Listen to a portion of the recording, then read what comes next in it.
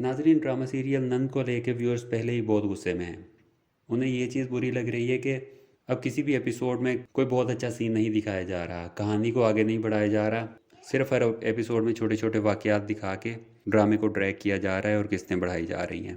اب اس بات کا تو مجھے اندازہ نہیں ہے کہ ڈرامے کتنی اقساط اور بنائی جائیں گی یا اس میں کون اور جیے گا مرے گا، لیکن اس ڈرامے کی کہانی کس طرح سے چلے گی یہ چیز گوہر نے اپنے ایک انٹرویو میں بتا دی ہے۔ اب ظاہر ہے گوہر یہ چیز ڈائریکٹلی تو نہیں بتا سکتی۔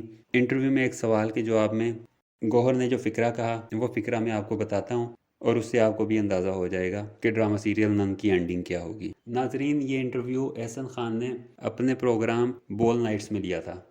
اس انٹرویو میں احسن خان نے فائزہ حسن اور شامون عباسی کو انوائٹ کیا تھا۔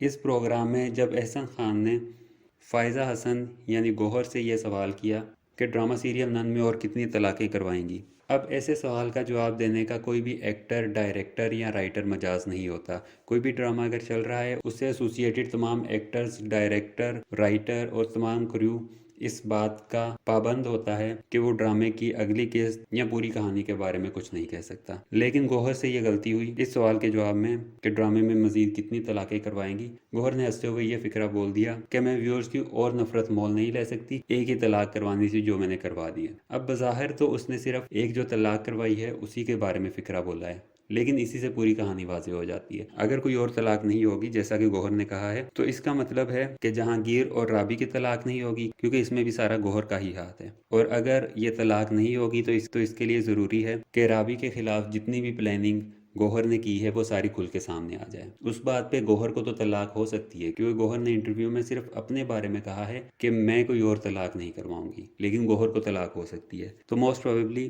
جہانگیر اور رابی اکٹھے رہیں گے اور طلاق گوہر کو ہوگی۔ اس کے بعد دوسری طلاق جس میں گوہر کا ہاتھ ہے وہ ہے حسن اور فروا کی۔ تو اگر وہ طلاق بھی نہیں ہونی تو ان دونوں کے درمیان بھی جو کنفیوژنز ہیں وہ دور ہوں گی اور گوہر اور فروا بھی اکٹھے رہیں گے۔ لیکن یہ فروا کا تعلق جو ہے یہ بہت کمپلیکیٹ ہو چکا ہے۔ خاص طور پہ آپ نے لاسٹ ایپیسوڈ دیکھی ہوگی جس میں حسن ڈی این اے ٹیسٹ کی بات کرتا ہے۔ اب حسن اور فروا کے تعلقات پہلے ہی بہت کمپلیکیٹڈ تھے، حسن کی اس بات کے بعد وہ تعلقات مزید خراب ہوں گے۔ اب اگر جیسا کہ گوہر کے مطابق طلاق نہیں ہوگی تو ان معاملات کو کیسے سیدھا کیا جائے گا، یہ بہت ہی پیچیدہ چیز اب بن چکی ہے، کیونکہ فروا تو اسی بات پہ حسن کے پاس واپس جانے کے لیے تیار نہیں ہے کہ حسن نے شک کیوں کیا ہے۔ اب جب شک سے آگے ابھی تک حسن کا شک چل رہا ہے اور وہ اس سٹیج تک پہنچ گیا ہے کہ وہ ڈی این اے ٹیسٹ کروانے کا کہہ رہا ہے، اور اس نے جو الزام لگایا ہے فروا پہ، اس ساری چیز کے بعد فروا تو بظاہر کبھی بھی واپس جانے کے لیے تیار نہیں ہوگی۔ لیکن اگر ان کی ڈائیورس بھی نہیں کروانی تو پھر کہانی کو بہت ہی کوئی خوبصورتی سے چلانا ہوگا جو ان دونوں کو دوبارہ آپس میں ملایا جا سکے۔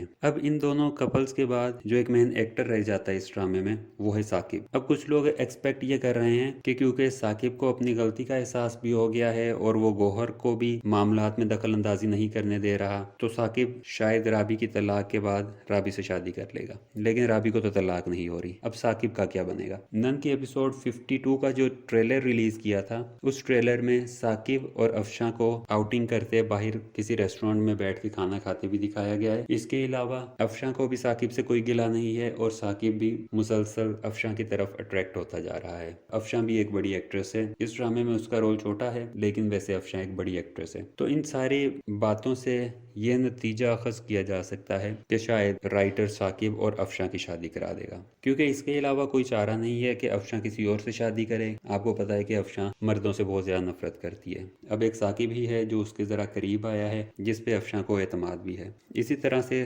ثاقب کو بھی افشاں کی میچورٹی اٹریکٹ کر رہی ہے اس ڈرامے میں، تو ثاقب بھی اس شادی پہ آمادہ ہو جائے گا۔ ناظرین، یہ فائزہ حسن یا گوہر یا نن ڈرامے میں اسے دیکھ کے اس سے نفرت ہوتی ہے، اور اس نفرت کی وجہ صرف یہ ہے کہ گوہر ایک بہترین قسم کی ایکٹریس ہے۔ کوئی بھی ایکٹر یا ایکٹریس جو نیگیٹو رول کرے اور لوگوں کو اس کے نیگیٹو رول سے نفرت ہو، یہ اس بات کا ثبوت ہے کہ وہ ایکٹر اپنے کریکٹر کو مکمل طور پہ جسٹیفائی کر رہا ہے اور بہترین ایکٹنگ کر رہا ہے۔ اسی انٹرویو میں احسن خان نے فائزہ حسن سے سوال کیا کہ وہ شوبز انڈسٹری میں کس طرح سے آئیں، جس پہ گوہر نے یہ جواب دیا کہ ڈرامے میں آنے سے پہلے شوبز انڈسٹری میں گوہر ایک ماڈل کی صورت میں موجود رہی ہے۔ گوہر نے ماڈلنگ سے اپنے शोबिस करियर का आगाज किया। मॉडलिंग के बाद पीटीवी का एक ड्रामा साहिल की तमन्ना, इसकी ऑफर गौहर को मिली, जिसको गौहर ने एक्सेप्ट किया और ये साहिल की तमन्ना गौहर का पहला ड्रामा था। लेकिन जिस ड्रामे से गौहर को असल शोहरत मिली वो उमेरा अहमद का ड्रामा था, जिसमें गौहर, फैसल कुरैशी, अदनान सदीकी और फाहद मुस्तफ़ा ये सारे एक्टर्स उसमें लीड रोल में थे। इस ड्रामे की डायरेक्टर सकीना थी और आपको पता है कि सकीना एक बहुत अच्छी डायरेक्टर है। और ये ड्रामा प्रोबेबली फाहद मुस्तफ़ा का भी पहला ही ड्रामा था। फाहद मुस्तफ़ा और गौहर दोनों को इसी ड्रामे से फेम मिली। नाजरीन, इस इंटरव्यू का क्लिप में अपनी वीडियो में ऐड करना चाह रहा था,